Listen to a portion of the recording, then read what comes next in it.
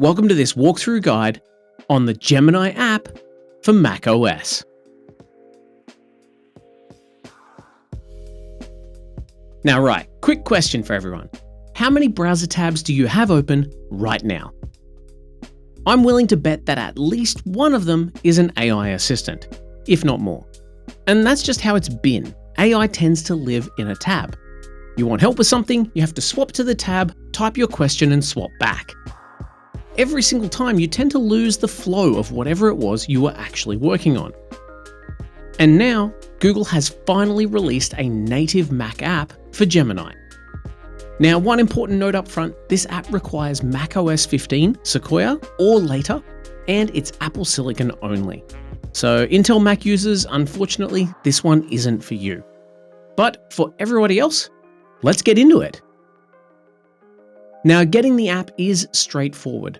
Simply head to gemini.google/Mac, the link will be in the description, download the DMG, drag it to your applications folder, and you're done. It's free to download, and I'll cover the parts that are behind a paywall in a bit. On first launch, you'll be prompted to sign in with your Google account. And if you have a Google AI Pro subscription, this is where that kicks in and unlocks premium features.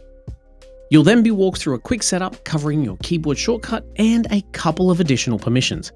The key one being accessibility, which lets Gemini see the content of other apps when you use screen sharing. Now, I've already enabled all of that ahead of time to keep things moving here, but you'll want to do the same in order to get the full experience. Once that's done, you've got a Gemini Spark icon in your menu bar, an optional dock icon, and a keyboard shortcut, which is the main way that you'll actually end up using this thing. Now, here's the thing about native desktop AI apps. The whole point isn't really the app itself, it's the shortcut. It's the ability to be in the middle of something, say a spreadsheet, an email, a document, a Slack conversation, and without switching windows, without opening anything, just tap a couple of keys and have AI available right there in context instantly. For the Gemini app, that shortcut is Option plus space. That's it, Option and space from anywhere on your Mac, anytime. And what you get is this little pill-shaped bar that slides into your screen. It's got a plus icon for attaching items, a microphone icon for voice input, and a text field. You can type your question, hit enter, and get your answer. It's quick, it's unobtrusive, and when you're done, it disappears. You're right back where you were. If you want the full Gemini experience, say the full chat interface with all of the tools and history, you can use Option Shift Space instead. That will open up the complete app window. So think of Option plus space as the quickfire mode and Option Shift Space as the I want to actually dig into this mode. So say I'm working in a document and I need to quickly get a definition of something, or I want to rephrase a sentence, or maybe I just need a quick calculation. I don't need to open Chrome, I don't need to switch to Gemini.com, I just Option Space. Ask the question, done, and I'm back to work. Now here's something that took me a minute to appreciate. Because Gemini's chat history is synced across your devices, any conversation that you have through the desktop app shows up on your phone and in the web app too. You're not starting from scratch every time you switch between devices. That sort of continuity is genuinely useful.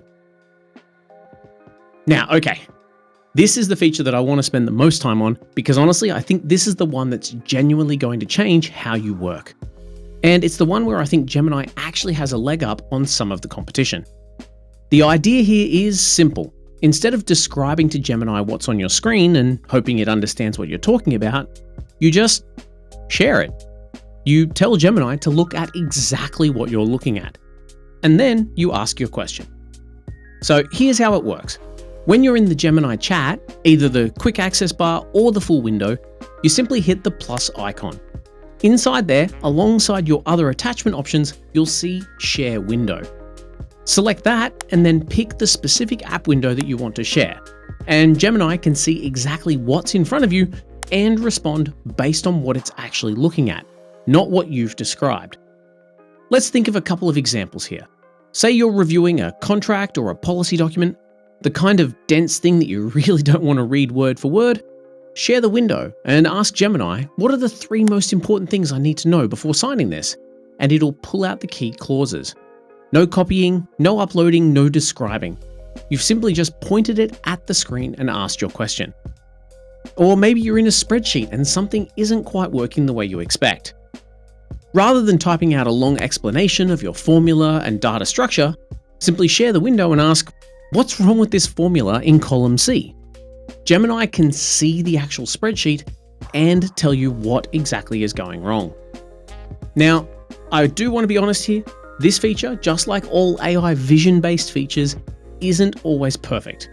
So for highly complex charts, very dense tables, or some UI-specific elements, it can occasionally misread something. But for most everyday use cases, it works really, really well. Now, here's where the Gemini app starts pulling ahead of what you'd expect from just a chat interface. Google has built a set of creative tools directly into this app, and they're all accessible without leaving the Gemini experience. Let's start with images. Image generation is built in and available on the free tier. You prompt it the way you would any image generator. Describe what you want, be specific about the style and composition, and it produces it. For everyday use cases, such as presentation graphics, social media images, concept visualization, right, it's fast and it does the job. And then there's video. This is where VO 3.1 comes in, Google's video generation model. And I do need to flag that video generation is a paid feature. You'll need a Google AI Pro subscription in order to use it. If you're on the free tier, you'll see the option, but it'll likely ask you to upgrade.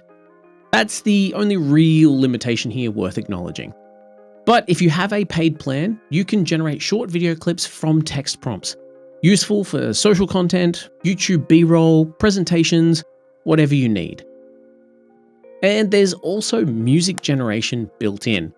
Now, I'll be honest, I haven't pushed this one to its limits just yet, but the idea is exactly what it sounds like.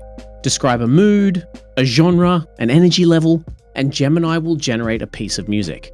For background music for tutorials, YouTube intros, or ambience, right, it's a feature worth knowing about. And then there's Canvas. Canvas is Gemini's collaborative document workspace. So think of it a bit like Notion or Google Docs, but with AI woven into the editing experience. You can start a document, ask Gemini to help you draft sections, iterate on it conversationally, and build something properly refined. It's good for longer form writing work where you need more than a one-shot response. And here's where I think Gemini has a real advantage over its competitors that doesn't get talked about it enough. ChatGPT and Claude are great AI assistants, but they're not Google. They don't have access to decades of your data, your documents, your emails, your photos, sitting in connected services that an AI can easily tap into. Gemini does.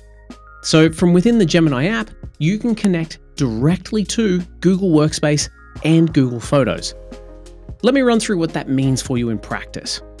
The Google Workspace integration covers Google Docs, Drive, and Gmail. So instead of downloading a file and then uploading it to Gemini, you simply hit the plus icon in the chat, pick from your Workspace files, and Gemini can work on them directly. Your docs, sheets, slides, emails, all accessible without leaving the app. Notebook LM is in there too, natively baked into the same picker. So if you've been building research notebooks, those are available as context right alongside everything else. Google Photos works very much the same way. Pull photos directly from your library into a Gemini conversation. That's super useful for analyzing screenshots, diagrams, or any visual content without having to download and re-upload anything. And beyond the headline features, there are a few more capabilities that are worth knowing about here, especially if you do any serious research or long-form work. Deep Research Mode is Gemini's answer to, what if I want more than a quick answer? When you activate Deep Research, Gemini doesn't just give you one response. It actually goes away and does a multi-step research process. It searches the web, it reads multiple sources, synthesizes those findings across them, and then comes back with a structured, sourced report. You can think of it as the difference between asking a question and commissioning a research brief. For preparing presentations, writing articles, or getting up to speed on a topic that you don't know very well, it's genuinely excellent. And guided learning is a mode that I find interesting from a professional development angle. Rather than just giving you the answers, guided learning walks you through understanding something step by step, almost like a personal tutor. You pick a topic, tell it your current knowledge level, and it builds a learning path for you and checks your understanding as you go. So if you're trying to get up to speed on a new technology, a new skill, or something outside your comfort zone, this is definitely worth exploring. And there's also personal intelligence, Gemini's memory and personalization system, where it learns your preferences and working style over time. This is worth knowing that it's currently only available in select markets, but it's rolling out more broadly, so keep an eye out for it in your settings. And that is the Gemini app for Mac. Download link, as I mentioned, is in the description. It's free, and if you're on Apple Silicon and macOS 15 or newer, you can have it up and running in a couple of minutes. Get that option space shortcut set up and sort the accessibility permissions while you're at it. That's really all the setup you'll need. After that, it's all about building the habit of reaching for it instead of flipping to a browser tab. Give it a try over a few days and see where it fits in your workflow.